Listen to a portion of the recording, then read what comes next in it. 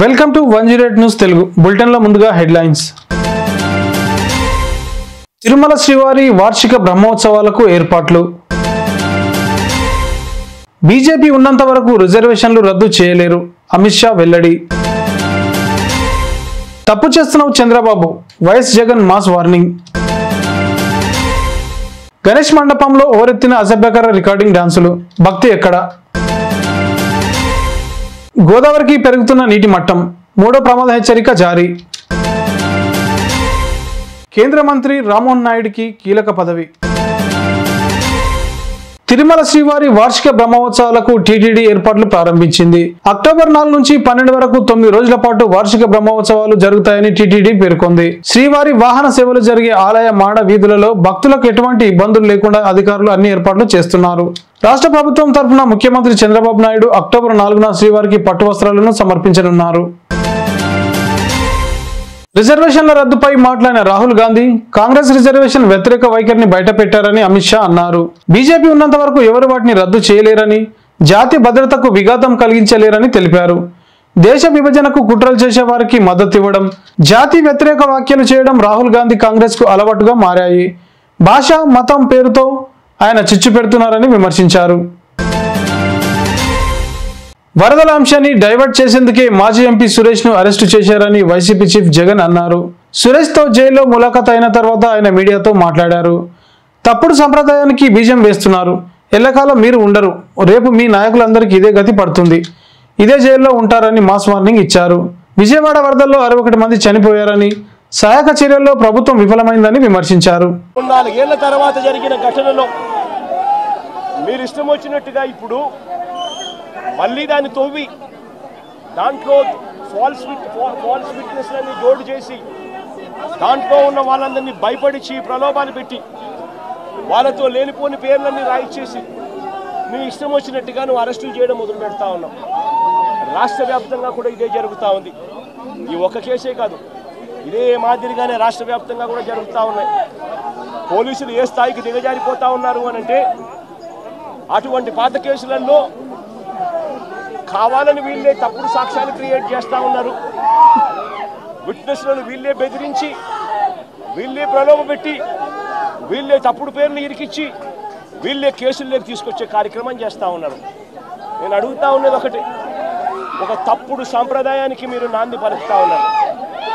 ఇదే గన కొనసాగితే నేను చెప్తా ఉన్నా, మీ ప్రభుత్వం ఎల్లకాలం ఉండదు, మీ ప్రభుత్వం ఎల్లకాలం ఉండదు. ఒక తప్పుడు సాంప్రదాయానికి మీరు బీజం వేస్తా ఉన్నారు. ఇదే తప్పుడు సాంప్రదాయం ఒక సునామీ అవుతుంది. రేపొద్దున మీ నాయకులందరికీ కూడా ఇదే గతి పడుతుంది. ఇదే జైల్లోనే మీరంతా కూడా ఉంటారు. ఇది కూడా గమనించుకోండి అని చెప్తా ఉన్నా.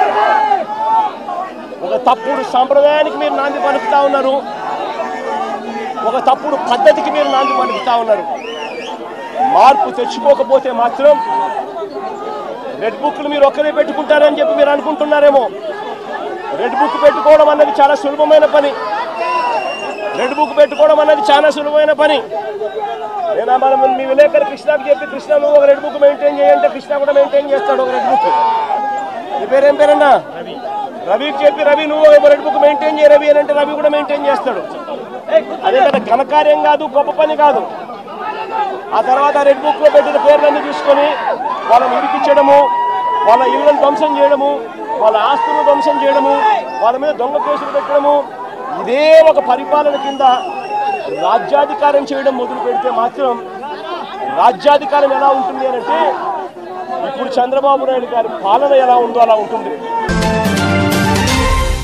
వినాయక ఉత్సవాల్లో కొంతమంది యువకులు భక్తితో కాకుండా ఎంజాయ్ చేసేందుకే మండపాలు పెడుతున్నట్లు విమర్శలు వస్తున్నాయి. భజన పాటలు వినిపించాల్సిన మండపాల్లో ఐటెం సాంగ్స్ వినబడుతున్నాయి. మరికొందరైతే యువకులతో అసభ్యకర డ్యాన్సులు చేయిస్తున్నారు. మద్యం తాగి నిమజ్జన ఉత్సవాల్లో స్టెప్పులు వేస్తున్నారు. కొన్ని చోట్ల రాజకీయ నాయకులు, హీరోలు, క్రికెటర్ల రూపంలో విగ్రహాలను ఏర్పాటు చేస్తున్నారు. దీంతో స్థానిక మహిళలకు ఇబ్బంది కలగగా గణేష్ మండపాల్లో ఇలాంటి చేష్టలపై హిందూ సంఘాలు మండిపడుతున్నాయి. గోదావరి నది తీవ్ర ఉగ్రరూపం దాల్చింది. భద్రాచలం దగ్గర వరద ప్రవాహం ప్రమాదకరంగా మారడంతో ఇప్పటికే 3వ ప్రమాద హెచ్చరిక జారీ చేశారు. ఎగువ రాష్ట్రాల్లో కురిసిన భారీ వర్షాలకు విపరీతంగా వరద నీరు వచ్చి గోదావరిలో చేరుతుండడంతో దిగువన ఉన్న పోలవరం ప్రాజెక్టు దగ్గర పరిస్థితి ఆందోళనకరంగా మారిపోయింది. ప్రస్తుతం భద్రాచలం వద్ద గోదావరిలోకి 20 లక్షల క్యూసెక్ల నీరు ప్రవహిస్తోంది. Asia Pacific ministerial conference chairman గా టీడీపీ నేత కేంద్ర మంత్రి రామ్మోహన్ నాయుడు ఎన్నికయ్యారు. ఢిల్లీలో జరుగుతున్న 2వ ఆసియా పసిఫిక్ మినిస్టీరియల్ కాన్ఫరెన్స్ లో 40 దేశాల సభ్యులు ఆయనను ఏకగ్రీవంగా ఎన్నుకున్నారు. ఈ సందర్భంగా ఆయన మాట్లాడుతూ దేశం తరపున దక్కిన ఈ గౌరవాన్ని బాధ్యతగా స్వీకరిస్తానని చెప్పారు. విమాన రంగాన్ని ప్రజలకు మరింత అందుబాటులోకి తెచ్చేందుకు, సభ్య దేశాల మధ్య రవాణాను సులభతరం చేసేందుకు కృషి చేస్తామని చెప్పారు. ఇవి ఇవాల్టి బులెటిన్ అప్డేట్స్. మరొక బులెటిన్ తో మీ ముందుంటాను. అంతవరకు కీప్ వాచింగ్ 108 న్యూస్ తెలుగు.